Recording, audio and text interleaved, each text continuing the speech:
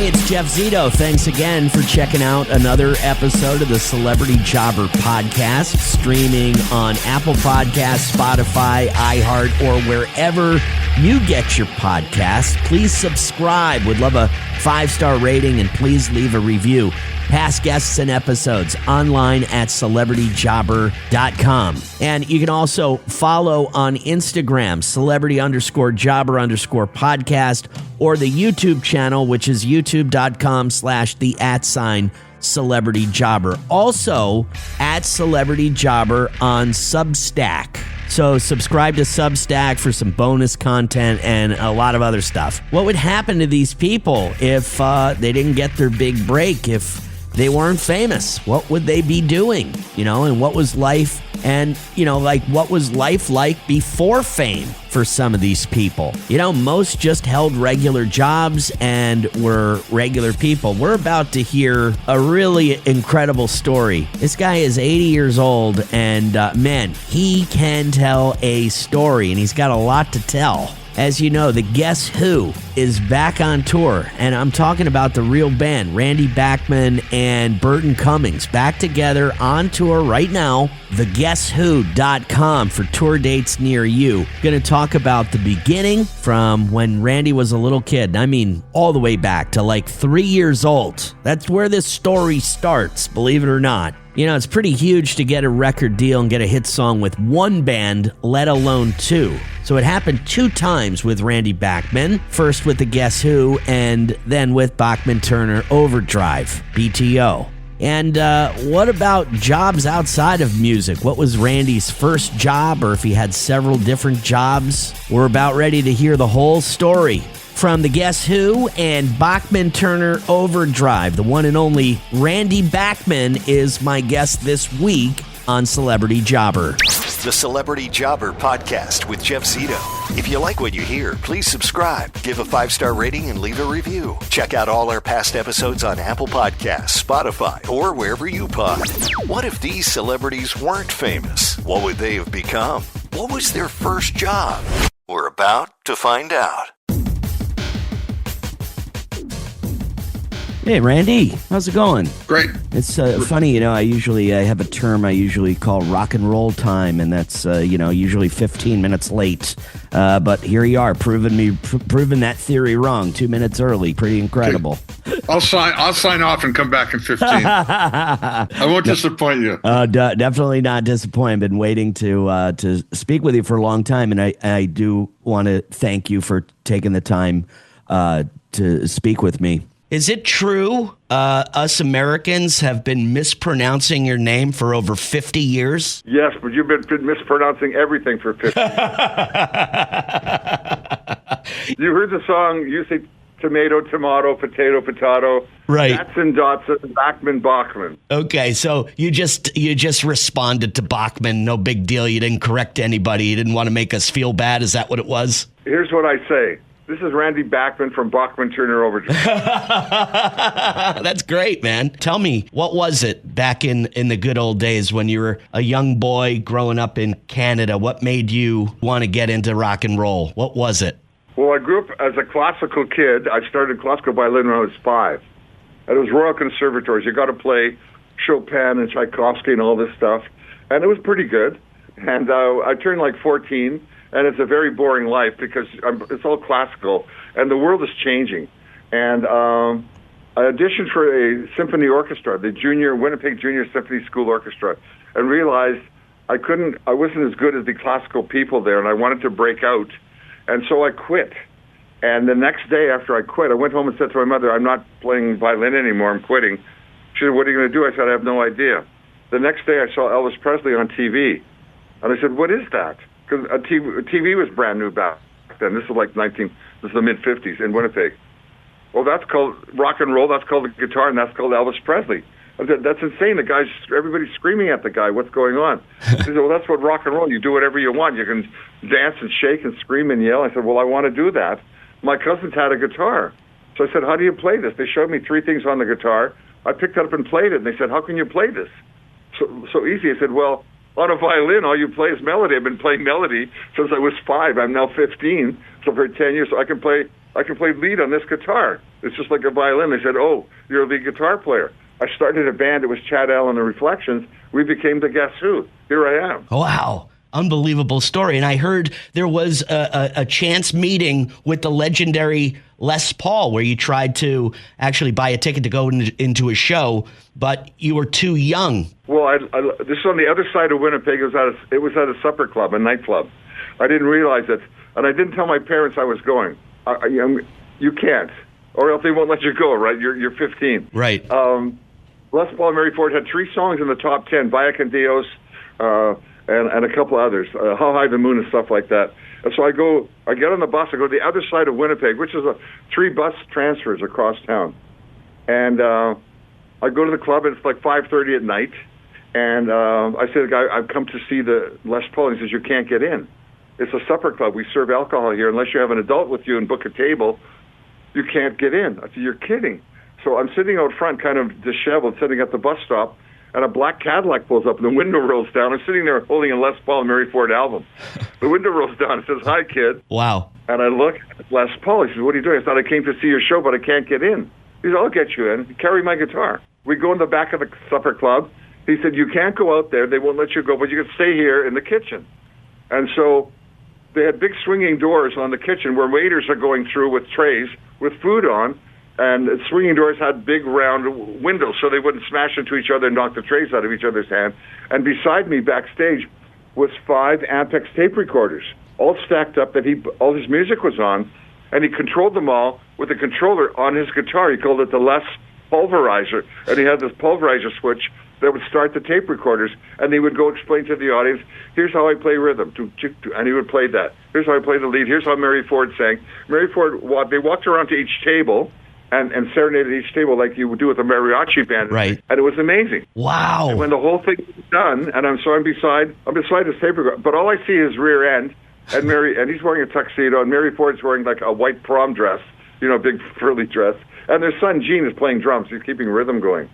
And so I see the whole show that way. When it's all done, he comes back, he says, hold this kid, and he hands me his guitar, and he wipes his brow, and he goes out and he does his encore. And that was that. Unbelievable. And then I hear years later, you run into him again. I'm with BTO. I'm opening for Van Halen, and we're in New Jersey, outside of New York, at the Nassau Coliseum. And Les Paul comes in to say hi to Eddie. And he comes up to me, and Sammy Hagar's in the band at that time. Les Paul comes up to me and he says, do I know you? And I said, Rancho Don Carlos, Winnipeg. He goes, oh, kid, do you remember that lick? And I said, yeah. He showed me the lick and How High the Moon. He said, I'm playing at the Iridium Club tomorrow night. Come on down. So I go down to the Iridium Club.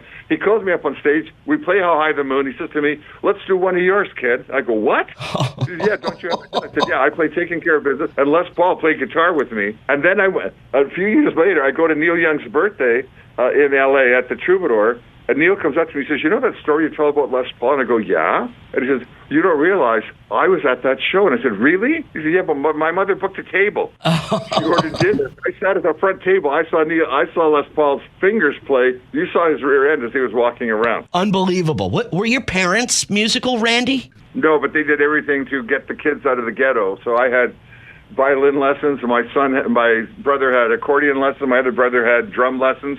And we became the heart of Bachman Turner Overdrive. When we added up my buddy Fred Turner after the Guess Who, I went and started a band with my brothers. We became the 3 Bachmans and the Turner, and my brothers have now passed away. I'm the last surviving guy, and I continue on as BTO. Celebrity Jobber. The Celebrity Jobber podcast with Jeff Zito. So you won a singing contest at 3 years old. By 5 years old, you started playing classical violin. And I asked you if your parents were musical people. You said no, but they did all they could to get the kids out of the ghetto. What did you mean by that, number one? And number two, what did your parents do for work? My mother was a mother. She had 4 sons. Believe me, it's a big job. 4 boys is a big job. And, it's an anthill. And my dad was an optician, eyeglass guy. Because my parents were not well off, we did live in a ghetto. It was a Ukrainian, Polish, Jewish kind of ghetto where all the poor people lived on the other side of the train tracks, whereas Winnipeg and the downtown with the I don't know, the more British or the more upper class. You needed a way out. I was either playing hockey, stopping pucks or shooting pucks. shooting hoops, hitting home runs, playing an instrument, being an actor, being an athlete, excelling at something to get you out of there, or else you're going to stay there and marry your high school sweetheart and have 4 kids and go to the same game and the same old. For some people, that's really good. Sometimes I long for that. There's a nice thing about the comfort zone of that. And then part of me wants to join the rock and roll circus and go around the world, which is what I did. So what kind of music were your parents into? The music they would play and they would go and see that would come to Winnipeg would be the Benny Goodman Orchestra, Tony Bennett, Barbra Streisand, when they were teenagers, when they were 20 or something, whatever. But they'd always play this music in the house on 78s, and they always had a great guitar solo, like Charlie Christian or something is playing the guitar solo in Grand Slam. And I learned that right off the bat. I didn't know who it was. It doesn't say who it is on his 78. And I would just kind of get that in my head. Yeah. So that's kind of what happens. So if I was to say school really wasn't your thing, would that be accurate? Well, it was my thing until about grades through 8 or 9. I was an A student, A+ student. I did everything perfect.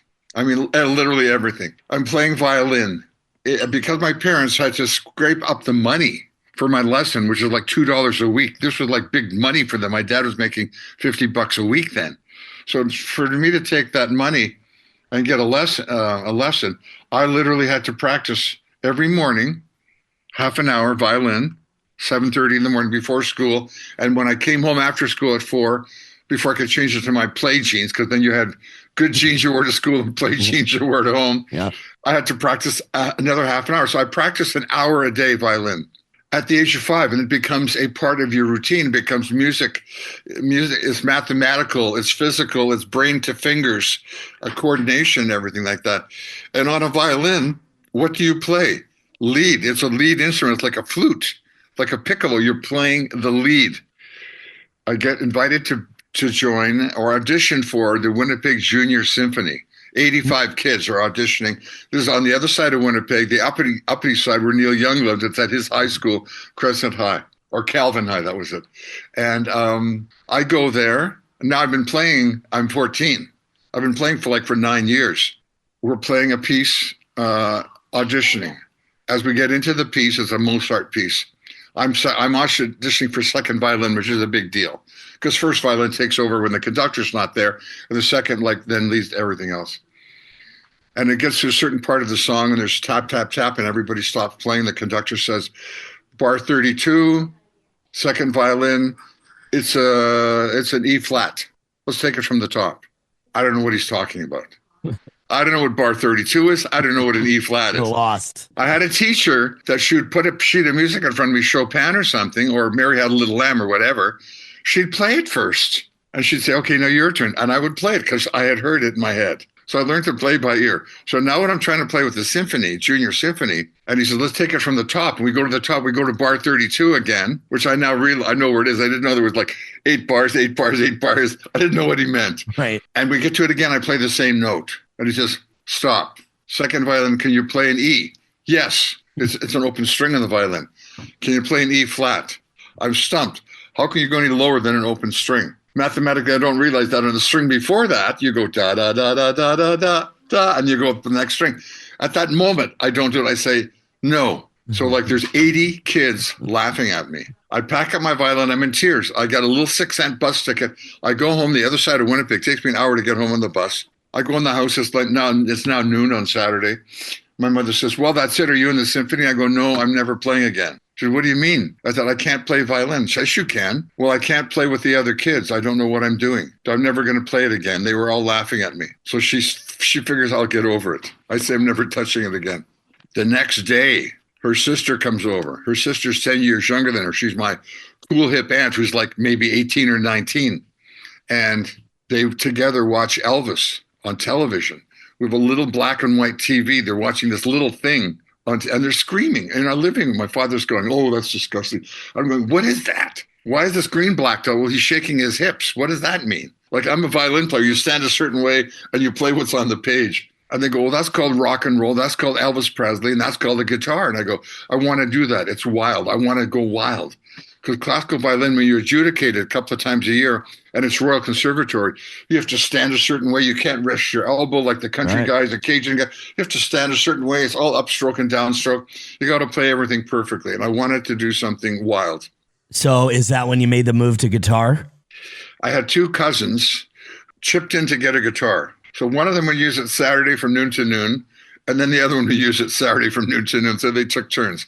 They were both going away fishing. And I said, can I borrow your guitar? I wanted to play guitar. I just saw Elvis on TV. I wanted to learn to play that. And they go, oh, yeah, sure. So they loaned me their guitar, which I still have on the wall to this day. They go away for the weekend. I listen to the radio. I could play whatever's on the radio at the time, which is 16 Tons, Tennessee Ernie Ford. I Walk the Line, Johnny Cash, Hound Dog. There's a beginning of rock and roll and rockabilly, Carl Perkins doing Blue Suede Shoes and stuff like that. They come home after 2 days and they say, well, okay, what have you learned? And I start to play everything. They go, what? How did you figure this out? What are you playing? I say, I don't know what I'm playing. I find a note. I hear it in my head. I find it. I play it. And they go, well, that's pretty amazing. Can you play a chord? And I say, well, what's a chord? There's a bunch of notes that are in harmony. So yeah, I can go da, da, da, da, da, da, da, da. I can play, yeah. I started to play lead guitar, like out of the blue. Then you learn the chords to back up what you're playing. Right. Then I heard from my brother that the best band in town in Winnipeg, the top teenage band who played all the high school dances. And in Winnipeg at the time, this is like the early 60s, all the way through the 60s, the drinking age was 21. So nobody went to nightclubs. Everybody went to a high school dance.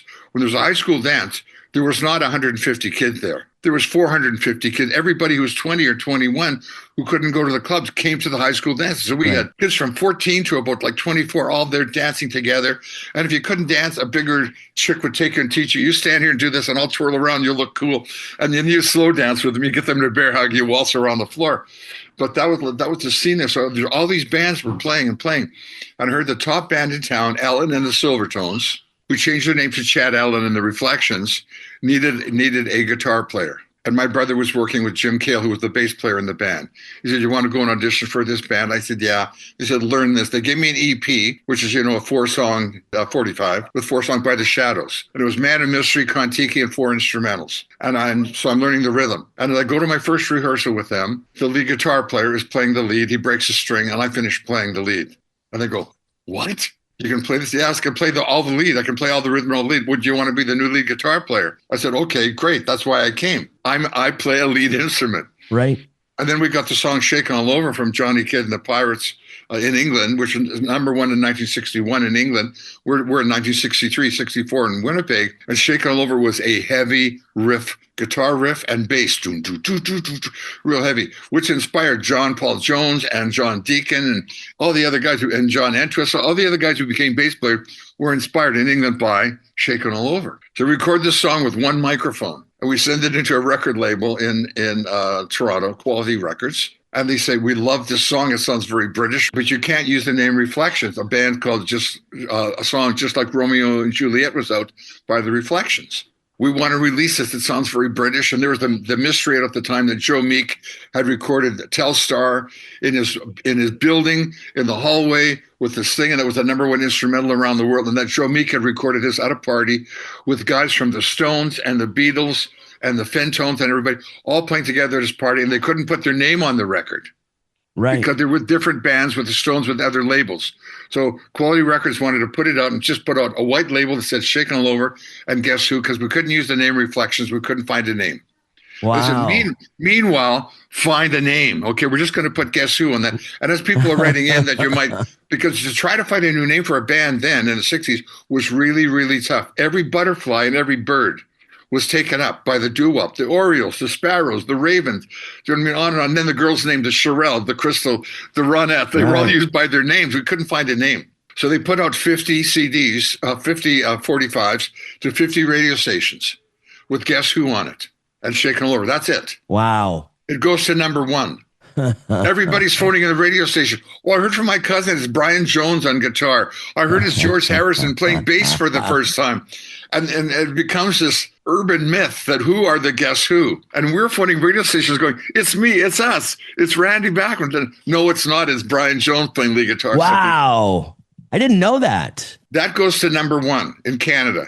It gets leased by Scepter Records in New York City. Scepter Records is owned by Florence Greenberg. Her partner is Paul Cantor. They're really tight, Jewish, smart people. They're in the music business there. They're a block from the Brill Building. They have Scepter Records and Scepter Studios. On Scepter Records is the Kingsmen, Louie, Dionne Warwick, Chuck Jackson, Maxine Brown. The songwriters are Ashford and Simpson, Bacharach and David. They're pitching songs to Dionne Warwick all day long. We're there hanging out, recording our album. So we have this mentorship by Nick Ashford and Valerie Simpson and Burt Backer, and how these guys are wearing penny loafers. They're just out of Juilliard. Right. They're wearing t-shirts and penny loafers with real pennies in the loafers, right, and all that stuff. And they're there playing Message to Michael and everything for Dionne Warwick, and we're hearing all this stuff. It's really, really inspiring. We got asked to do the Kingsmen Louie tour 1965. We've got Shakin' All Over. We've got one hit song, but we are a radio band. Most bands, when you're starting, you play what's on the radio. You copy what's on the radio. Right. So we got asked by Florence Greenberg, who wrote Soldier Boy and managed the Shirelles. Could I back the Shirelles? Could we back the Crystals? Could we back the Ronettes? The 3 or 4 chicks who sing their demos with a studio band, and when they get it on the radio, there's no band. There's just the 3 girls. Right. So can we play the Do Run Run? Can we play He's a Rebel? Of course we can. We sound like the record. So we went out as the Guess Who. We would open the show with Shakin' All Over, back the Crystal, the Ronettes. They'd sing their hits. And then we'd close it with Shakin' All Over like 40 minutes later. Oh, wow. We got to meet and tour. And for us being from Winnipeg, and we're all white, and we're all either Ukrainian, Polish, or Jewish. Right. And a black person is a hero to us. It's like Joe Louis, the boxer, the champion of the world. He's black. Ray Charles, he's black. Right. B.B. King, the black guys are like superheroes. So us backing the black chicks was a thrill. It was phenomenal. Except it's now the mid-'60s, and everywhere we go, there's a race riot. Okay. If a black guy dances with a black chick and gets in a fight, we're told if a fight starts, never stop playing that song. Play that song forever till the police come in. Because if you stop playing, they're going to notice there's a skirmish, and the whole place would be in a mad fight, black against white, whatever. Right. So we're touring with the Shirelles, like I said, the pop staples, the staple singers. Okay. We're touring with the staple singers. We're both in 2 station wagons. We pull in to get gasoline or thing, and the guy comes up with a shotgun and shoots it in the air, and he goes, "You can come in here. You can't." He points at our car, and they can't. So we say, "What do you want?" We go and bring them hamburgers out from a Howard Johnson's or something. For us, this was amazing. And then you play New York, Chicago, Minneapolis. There's race riots in your dance, and you got to keep playing the song until the police come in and break it up. We went through that whole thing. It was quite an amazing thing. But on the tour with the Kingsmen, Dionne and the Belmonts, I mean, the greatest doo-wop band. I mean, Hurt with the Hurt, da-da-da-da, all his big Run Around Sue, that was it. Were all the big hits at the time. And the Kingsmen, Louie and Jolly Green Giant, everywhere. This is a rock and roll summer. Right. We come home after that summer. The lead singer, Chad Allen, wants to quit the band. Nobody knows who he is. We're called Guess Who. That was the time of the Abbott and Costello. Who's on first? Who's on first? What's on second? Yeah, that's right. Yeah, but who's on first? Yeah, you're right. No, what's that whole thing? And every time they say, "Who are you?" Then the Who started up shortly after that. And then the Wonder Who came out with Frankie Valli in the Four Seasons. And then Question Mark and the Mysterians. There was all these Abbott and Costello jokes going on. Oh, I bet. So our lead singer said, "I'm leaving. I'm going back to school." He went back to University of Manitoba. When we left town that summer, the next band taking our place, fighting to take our place, was Neil Young and the Squires, Burton Cummings and the Devrons, Fred Turner and the Rockin' Devils. I still see those guys today. I was at Neil's birthday party in November. I still see Fred Turner. I'm touring with Burton Cummings at the Guess Who. Right. The 4 of us guys that made it out of Winnipeg, out of the ghetto, we got out. And then so I go to my dad and I say, "I want to go see this band called the Devrons. The lead singer is supposed to be really good. He's been playing piano since he was 5. I've been playing instruments since I was 5. I don't want a guy to learning an instrument. I want a guy who knows his instrument, who can just hear a record and play it." Right. I said, "His name's Burton Cummings." He goes, "Oh, I went to school with his mother, Rhoda. Let me give her a call." He calls Rhoda Cummings. I go over to, my dad takes me to see Rhoda. And she says, "Okay, I know you're a big brother. You got 3 younger brothers. Burton is 17. He cannot play with you, but I will sign his contract if you will promise to pick him up before a gig or rehearsal and then bring him home after. I don't want him hanging out with all his friends, getting high and getting drunk and all this stuff." So I say, "Okay, I'll be a big brother to him." And Burton joins the band. We start to write together. We take a summer and go to Regina. And at that point, we see Joni Mitchell for the first time. She just married Chuck Mitchell. Her name's Joni Anderson. She marries Chuck Mitchell. We see them play. I meet a woman there who I marry. I go to her house to pick her up for our first date. I sit down, I write the beginning to These Eyes. It's originally called These Arms because I'm waiting for her for our first date. I'm in a room with only a piano and a plant and a couch. There's no radio, no TV. Right. I sit at the piano and I go, boom, boom, da, da, da, da. These arms long to hold you. I'm trying to sing to her upstairs, right? She's not ready. We're missing our date. Right. And when I show it to Burton Cummings, he goes, that's a great beginning, but let's make These Arms long to hold you the second line, and let's get a better first line. Okay. These eyes cry every night. These arms long to hold you again. Then let's get to the Thomas Wayne thing, which was a song called Tragedy. The Hurtin's on Me, because we're in Winnipeg learning English language, but we're getting stuff from Chicago, New York, and we're getting black language, like The Hurtin's on Me. You never heard that before. Right. To put it in a song like The Hurtin's on Me and I'll Never Be Free, that was like a really big deal for us, so... And every night we listen to WLS and WNOE, which is New Orleans and Chicago, with a little rocket radio with a thing like this, a little earphone you put in your ear. There was no speaker, so you could go to bed, you plug this thing into your wall, go to bed and put it in your ear, and your parents would think you were asleep. You're laying there and listening to WNOE Chicago, and you're hearing blues records. Because at night, Dick Biondi would be playing blues, like Buddy Guy, B.B. King, all this stuff, Howlin' Wolf and everything. You never heard this in Winnipeg. It was like a country rock town, like middle of the wheat field of the plains. So we had a great growing up there, and there was 100 bands in Winnipeg working at that time because of all the high schools and all the bar mitzvahs and all the community centers, and you couldn't get in a nightclub until you were 21. The Celebrity Jobber Podcast with Jeff Zito. The Celebrity Jobber Podcast with Jeff Zito. So Chad Allen leaves the band, goes back to college. You go to college, majored in business administration. Did you have any clue of what you were going to use that degree for? I already knew I was a musician. I didn't want a normal job. I hated normal jobs. I had a couple. My dad got me a couple of jobs. What were they? Well, he was an optician, a dispensing optician. So they actually would make your glasses. They would carve them in a machine, right, with water and all this stuff. So you'd go and pick a frame. You send them the frame. They take out your things that aren't prescription. They then put them in a machine that traces them. They put them in and you deliver. So I was 14. You get a bus pass. You get on the bus free. You take all the prescriptions to the opticians. They grind the glasses. Then you take it back in a little briefcase to all the doctors, the eye doctors downtown, who then give you your glasses with your new prescription. They polish them up. So I did like 2 runs in the morning, 2 runs in the afternoon of that. I hated it. I made $20 a week. Right. I'd go on a Friday night and make $20 playing a high school. So right. To my dad, the money doesn't make sense here. I'm working my tail off from 7 in the morning till 5 or 6 at night. I go and play a 2-hour dance. I get the same amount of money. This went on for my whole life. Right. But when I wanted a certain guitar, I went and worked. I had a paper route. I mowed lawns of 3 houses of pretty rich people. I get $10 a lawn. I worked at a car wash from 6 in the morning till 6 at night every Saturday for $10, working 12 hours for $10, and then go home and have a shower, go to my gig, and make $20 playing a high school. I made more money playing in the band for less time. Right. So I pretty much knew my destiny. I didn't want to get another normal job where your paycheck's $22 after a whole weekend, and they deduct money for unemployment insurance and for something that, that kind of thing. So it didn't make any sense. My dad got me a job selling shoes, Bata shoes, which probably doesn't even exist anymore, BATA shoe store. And because I was the new young guy, and I'm like 14, they gave me the old farm ladies that came in. And we're talking babas, big legs like telephone poles, calluses on their feet, and I'm trying to fit them. Or they'd give me the new hot chick that came in, who sits down, and you're looking at these legs, and they've got a short skirt, and they're putting their feet up, and you've got their feet, and you're putting. So as a guy, man. you normally get an erection, right? And you can't stand up. You're in the shoe store. You can't stand up and go get the other shoes. I mean, it's like unbelievable. That's great. I went and started that at 5 o'clock.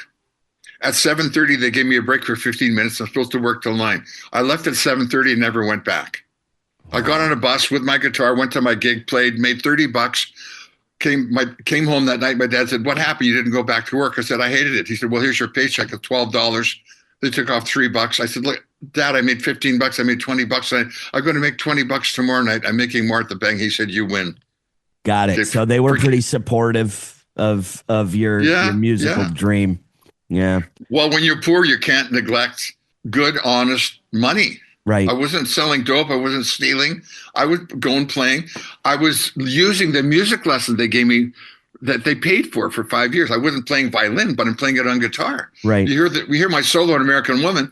It's like I'm playing a viola, a cello. Do, do, do, do, Right. do, do, like I'm blowing the instrument. It's interesting. So when you're telling this fantastic story about, join the time you joined the band, all the way until American Woman hits number one back in 1970, was there a moment, like a monumental moment? Because you gave me a lot of them when you told that story. But is there one moment that you can think of between the time you started in the band, the time American Woman hits number one in 1970? Was there a big break, a moment that changed everything for you to where, success was on its way?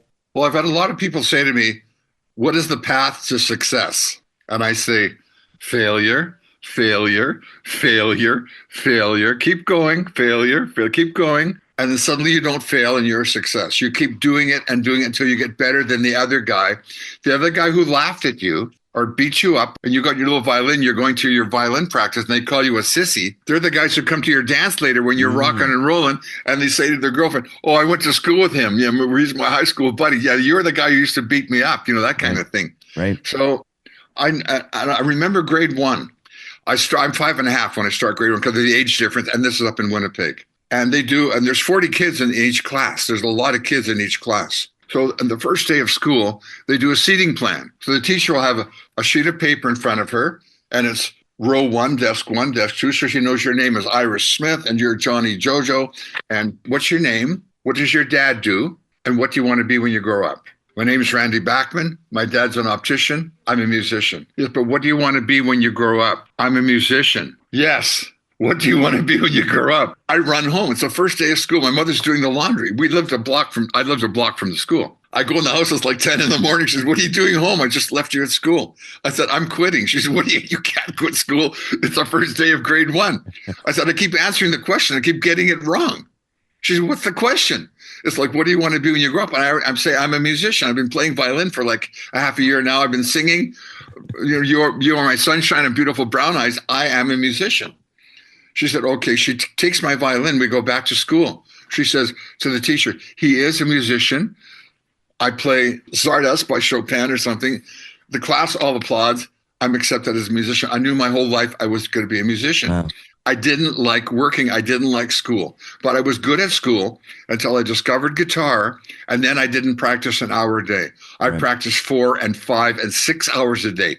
I would take it to bed and sleep with it. I'd wake up in the middle of the night and play it.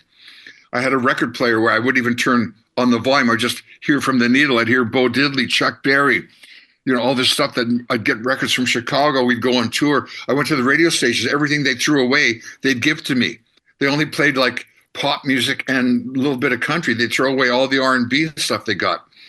And so, I had this obsession with learning all the music I could learn and to try to be like the moment I saw Elvis on TV. Then that got relived later on the same Ed Sullivan show with the Beatles. They get relived later with the Beach Boys. They get relived over and over. You as a nobody, a truck driver, or a kid from Liverpool, a kid from West Kelowna, Winnipeg, from the North End, you can be an Elvis. You can be a John Lennon. You could be a Brian Wilson. You could be it. These guys have proven it. So you go out and you prove it. And you fail and you fail and you fail. How do you write a hit song? I've been asked that question a million times. It's really easy. You write 100 songs. And if you're lucky enough to get one out of there, guess what? You're a one-hit wonder. Right. Then if you have 2, if you have 3, you're an accomplished songwriter. You keep trying and trying. And I also learned this recently. Everything that happens in your life, it doesn't happen to you, because if it does, you're a victim. Right. It happens for you. Changing that one word to that happened for me. Right. I'm going to get over this. I'm going around that guy. I'm going to crush that guy. He said no again. He threw me out. He won't let me go out with his daughter, or he won't let me do this or that. I'm going around this guy. And you go around the obstacle. And so you learn that it happens for you. So you become stronger and your dream becomes more defined in your head, and you get more focused, and screw the world. This is what I'm going to do. So when Chad Allen left the band broke up.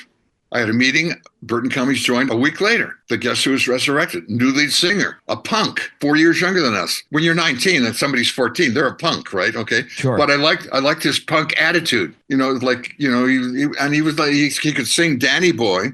He could also sing House of the Rising Sun. You know what I mean? He could scream and he could sing ballads. He had a beautiful Irish voice, and which also had the roughage of Eric Burdon at the time, or Stevie Winwood, who was brand new with the Spencer Davis Group. Then we went to England in '67. We had a record that made the top 20 in Billboard. It was called His Girl. We were so naive and stupid. We got on a plane with new equipment and new suits. We were 40 grand in the hole. Oh, man. We flew to England with no contract. We walked into King Records, owned by Philip Solomon, who also owned the pirate radio stations there. He was the head of the British mobster scene, whatever you want to call them. And he offered us a weekly salary. And he said we would be the next Beatles. So this is 1967. So we're there with Burton Cummings, Jim Cale, me, and Gary Peterson, and the four of us are there. And he offers us a certain amount of money, $400 a week. We're going to be the new Beatles. He's going to send us on tour in Australia and all over the world, everywhere the Beatles went. Okay, great. So is the $400 a week each? No, it's $400 a week for the four of you. Oh. How about record sales? What do we get per record sale? What don't you understand about $400 a week? That's the deal. Take it or leave. You have no contract here. You have no gigs. You can't even pay for your hotel. You've got 4 rooms in a hotel. Wow. What are you going to do? I didn't even need to talk to the band. We walked out. You didn't? No, we walked out. A lot of kids wouldn't do that. We walked out. We had nothing. If you got nothing, right, you got to give it all away. Whatever you're going to get, you're going to be giving it away. This guy controlled the pirate radio. He owned the record label. He owned everything. So what did you do? I get the band together and I say, okay, we got to get out of our hotel rooms. We've got 4 rooms at the Regent Palace there in Piccadilly Circus. Let's all move into one room. They have a little tiny bed there. Let's push them together. We'll sleep this way on the beds. Okay. 4 of us can. And you guys go out all night. We stay home all day. We'll sleep at night. You guys sleep during the day. We'll trade this room. And then with your room, you got free breakfast in England, the full breakfast. So we made friends with all the maids. So when they would collect the breakfast tray, you hung a thing on your door, full breakfast, or you just want oatmeal or whatever. For 2 solid weeks, we stayed in one room. We ate bacon sandwiches for 2 solid weeks. So they'd bring us all the bacon. The toast in England is cold anyways. Like the butter doesn't melt on it. It just stayed there like lard. We ate bacon sandwiches for 2 weeks. We hung out there. We went to Mills Music, which published Shakin' All Over. And so we met Tony Hiller there, who was the main president. He said, you guys are a great band. And you're smart enough to walk out on Philip Solomon. Good for you, because he's a crook. He shot at me, shot at everybody else. I'm doing a session a couple of days. You want to come and be the band? I'll give you a chart, just a chord chart. You play the chord. And if you want to sing the demo, great. I've got 2 songwriters, but I can't pay you. But if you bring 2 of your songs, record 4 songs, you can have them all. Right. They're just demos for me, but you want to take them back to Canada and say you recorded in England, so you're not a complete failure. So we go in there, they give us 2 songs. This time long ago, Miss Felicity Gray, I write a song overnight called There's No Getting Away From You. And Bert and I don't know what to do. We get Neil Young's song that he had just played for us called Flying on the Ground Is Wrong. We were in the Buffalo Springfield first album. We're the first band to record a Neil Young song other than Springfield or Neil Young. We record Flying on the Ground Is Wrong. We go then home to Winnipeg, broken. No gigs, nothing. But 4 songs that we sent to Quality Records in Toronto. They go, this is great. You sound like the Beatles. You sound like the Fortunes. This song, This Time Long Ago, is a great song. Flying on the Ground is a great song. It's Neil Young, blah, blah, blah, this whole thing. After that, the song came out. We had a big fight with our management. And I said, you guys sent us there with no contract, no guarantees, no money. We're now 40 grand in the hole. We don't know what to do. We've got to break up. I've got to go and sell shoes or get a job as a messenger boy again or start mowing lawns. Right. We walk out of this management deal. He tells us to FO. No one's ever told us this. We're like 18, 19 years old. We've not even heard this language. And we get out and I say to the band, well, I can't think of any more guys I'd like to be in a band with than you guys. So now that we've broken up with our manager, let's just see what happens. Let's go back on the circuit. And 2 days later, I get a call from a guy named Larry Brown, who's producing a weekly TV show in Canada called Let's Go. It's on every single day of the week at 5 o'clock. So every kid in Canada is watching this. On Monday, it's from Halifax. The band there is Anne Murray and her band. Okay. Then it goes to Ottawa or Montreal. The band there is JB and the Playboys, who become Mash McCann. Goes to Toronto. The host of the Toronto show is Alex Trebek, who's from Jeopardy, right? Alex Trebek. Sure. Okay, and the band there is, another hip band. Comes to Winnipeg, it's us. Goes to Calgary, it's the Stampeders. It goes to Vancouver, it's the Chessmen, who become Chilliwack. So this show in 1967, 68 on CBC every single day from a different city. We were on every Thursday. But he says to me, we want you to play the hit parade. And when we know you can play it really good, can you read charts? And I said, of course. Of course we can't. I can't read music. I said to him, who's doing the charts? He said, a guy named Bob McMullen. I said, okay, I know Bob. Bob McMullen doesn't know I'm not supposed to know this because we're supposed to show up Monday and they're going to put charts in front of us and we have to play 4 songs because we're backing up other singers and we're also doing our own song, the rest of the hit parade. We're backing up different singers. And so Bob McMullen says, yeah, I've done Daydream Believer. I've done Solitary Man. I'm doing Last Train to Clarksville and da-da-da. So I say to Burton, we got to get some money. Gather all your drink bottles. Then if you collected Coke bottles, you got 2 cents a bottle. We take down couple hundred bottles. We get enough for $1. We buy two 45s and learn them. So we go in Monday morning and they put the chart in front of us. And we go, da, da, da, da, da, da, da, da, da, da, da. The producer comes out of the room and he goes, you can't read a note, can you? I said, what do you mean? He says, you have the chart upside down. Oh, hilarious. I say, okay, you got us. We can't read a note. He said, yeah, but you were exactly what I want. You sound like the record. So if you could just do this, write yourself a chord chart, you can learn it. You've got the gig. We got that gig for 2 years. It went on for 35 weeks a year with repeats in the summer. So suddenly we're in every household in Canada every Thursday, and everybody from Halifax to Victoria knows about the Guess Who in Winnipeg. Burton Cummings becomes an expert singer. I become an expert guitar player because I'm now copying Hendrix and Cream and Glenn Campbell, who's playing all the Beach Boys. So Burton now copies Mick Jagger, Steve Winwood, Ray Charles. We're copying everything, and we're doing it perfectly. That was like the Beatles stopping going on the road and going to Abbey Road every day and recording and recording and recording and recording. So in that period of time, in 2 years, wild, we do like 70 shows where we're playing hit songs over and over and over and over. And finally, the producer came and said, if you guys can write your own songs that are good enough to fit in between Ruby Tuesday and Lady Madonna, and I get around, you will put your own songs on the television show. So in the middle of this half-hour show where we're doing the hit parade, we put in a new song. And we put in No Time. We put in These Eyes, songs we're writing. A guy in Toronto who does commercials for Coca-Cola, Jack Richardson, hears These Eyes, calls us up and says, that's a hit song. I'll mortgage my house. I'll take it to New York, to Phil Ramone's studio, A&R Studios, and we'll record an album, write a whole album. So we write a whole album, and on there is These Eyes. And then from that on, it's boom. That was it. That was the big break. That was the moment that changed your lives. The Celebrity Jobber Podcast with Jeff Zito. Celebrity Jobber. A two-parter here, Randy. At the height of your success in 1970, #1 single, You Leave the Band. I wanted to know why you left the band. Was it health reasons? Was it what the other guys were getting into that you weren't quite on board with? I wanted to know why you decided to leave, #1. #2, what did you do in the 3 years between when you left the Guess Who and when BTO became something? Well, the reasons I left, you stated them all. We were all going different directions. We started when we were teenagers. When you start to turn 20, 21, you have different ideas on politics, religion, music, girls, dope, drinking, whatever. All that stuff. But what really with the catalyst was every single night after the gig, I'd have a gallbladder attack. And I didn't know what it was. But you just get this pain right in the middle, like somebody turning a knife in your chest, and you're vomiting blood, both ends. You're sitting on a toilet and throwing up in the bath of blood. And my roadie would take me into the hospital, and they'd say, oh, Clay, we need to keep you overnight. We'll give you some stuff to drink. We'll x-ray your insides and see what's wrong. And my roadie would say, well, we got to drive 200 miles to play Pittsburgh. Then we got to drive to Cleveland. We got to drive to Toledo. We're on the road. We had 5 days off. I said, I got to go home. I went home to my doctor, drank the barium, found out I had 12 or 14 gallstones. That was the pain every time after the gig. You'd have a greasy cheeseburger then or something and a Coke.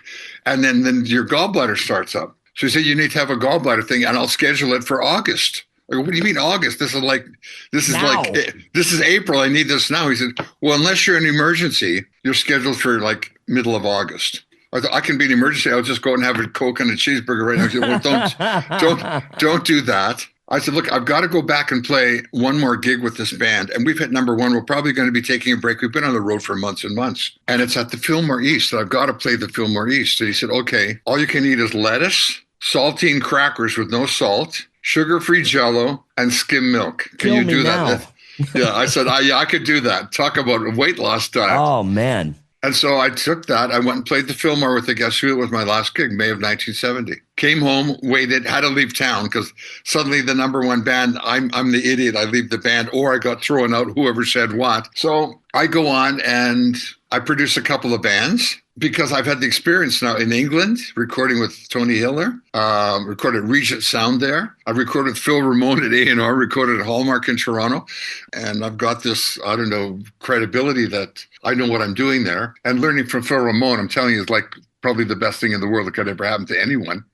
And I find myself at like 11 o'clock every night wanting to do something. You gear up for your whole gig on stage, which you start at 8 or 9 o'clock or 10 o'clock, and you go on and you have this energy. It's your football game. It's your Friday night football or Monday night football week. And finally, my wife said to me, you got to start another band. Because I was going crazy because all my life I had practiced and recorded and played and practiced and recorded and played. Nobody in Winnipeg will play with me. I'm the loser who quit the band, the number one band in the world. Wow. So I go to my three younger brothers who I, taught to play. My brother Robbie played drums on pots and pans with wooden spoons and those round Ogilvy Quaker Oats porridge. We'd cut those in different things and put them together. Those are his tom-toms. We cut the Bray Belt album with no drums. I had a Boris set of drums for Robbie, who was used to playing pots and pans. And it was Neil Young who came back to Winnipeg. He had left Buffalo Springfield. He didn't know what to do. He just had a solo album coming out. He said to me, just do whatever you want, but don't try to copy the Guess Who. And I didn't. You can't beat Burton's voice. You can't beat the momentum you've got of American Woman.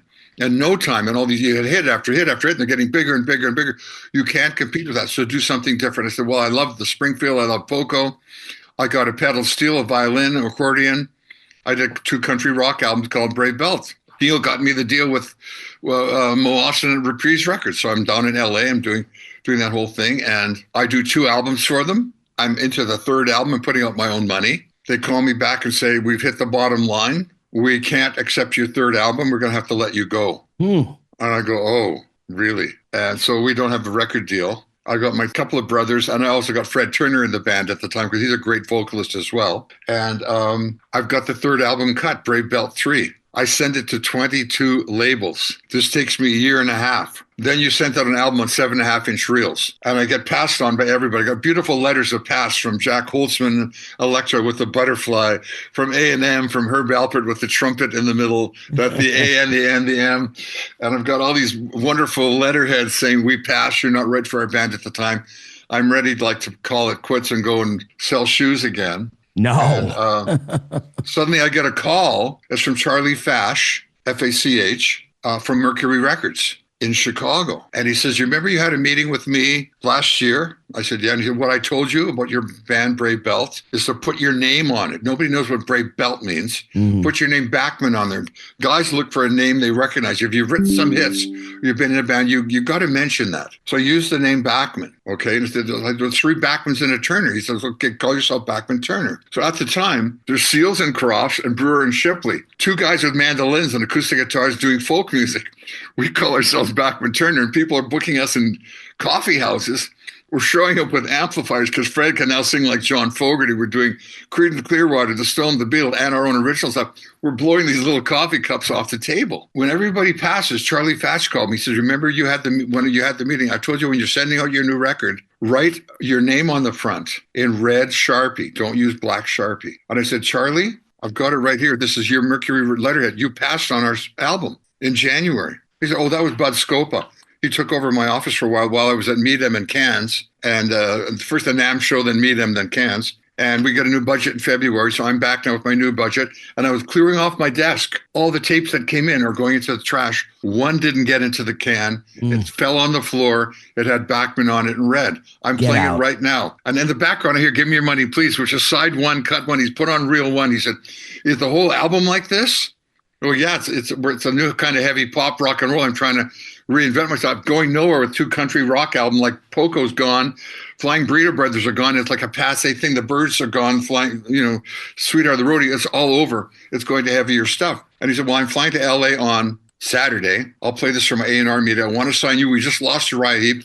I'm taking my chance. I'm signing Rod Stewart, who just left the Faces, and I'm signing you. He calls me Saturday morning and he says, you got a deal. How much you got in the album? I said, I got about 90 grand in the album. I'm paying guys salary so they don't get another day job. I want them to practice every day. And he said, well, I can't give you that, but I can give you a 3-album deal over 5 years. And I'll give you like 75 an album so you can recoup your money from that. Okay. And I said, okay, that's a deal. We sign it. It comes out. Nobody plays the album. It's too new. It's too heavy rock. It's like nobody understands what we're doing yet. We get a call from Scott Shannon, who's who's a program director in St. Louis, Missouri. Oh, okay. So this is before Tampa. This is before New York. This is in his hometown. This is when he was a young kid. This is KC Radio with the pig with the headphones, KC Radio. And he says, my name is Scott Shannon. I'm the PD here. We are having a rock and roll weekend where we're going to play The Girl Can't Help It, Rock Her on the Clock, and Hard Day's Night or something like that. And we just lost our band. So instead of drive-in movie theater, everybody will be driving in their cars. They'll have beer, they'll have hot dogs. And we're going to have a stage with bands playing. And when it gets dark, we'll play the rock and roll movie. It's a long weekend. And if you guys will come and play, you've only got 8 songs out. Everybody will know every song. We've got 2. We're going to play one of your songs in every rotation. I can't pay you any money. I said, forget the money, we'll come. We go to a truck stop in Detroit. Charlie Fatcher said to me, get a new name. I'm not putting Brave Belt on this album. And you can't be called Bachman Turner. It's too much like Seals and Crofts that had Diamond Girl. Remember all those hits they had. And one took over the line with Brewer and Shipley. So we're playing at the truck stop in Detroit. And I say to Fred Turner, look at this, a magazine called Overdrive. Look at the fold out in the middle. It's not a naked chick. Right. It's the inside of a guy's truck with leopard skin, and it got a little stereo, and it got a little lunchbox. I said, this is a great name for an album. Fred said, it's a great name for the band. Our music is all Overdrive. So all I have is a napkin. So I write down on the napkin, because napkins are like this, right there in those tall chrome things. I write down Bachman, then Turner, and Overdrive under it. So you can't write it out sideways. It's between the cash register and I'm paying. I called Charlie Fatch the next morning and say, I got a name for the band. Bachman Turner Overdrive. He goes, wow, that is so strong syllables. It's way too long. I look at the napkin and I go, how about BTO? And he goes, man, that's it. Chicago was CTA then. Crosby, Stills, Nash was CS and N. Right. You know what I mean? And REO Speedwagon was just coming out. And the initials were like the ELO, like the big thing. So all this happened synergistically at once. We play for Scott Shannon. And then from there, from St. Louis, we start to get played in New Orleans. We start to get played. The sister stations start to play. It becomes a hit album. We hook up with Don Fox, who runs the warehouse in New Orleans. He has to come down there and play Mardi Gras for a whole week.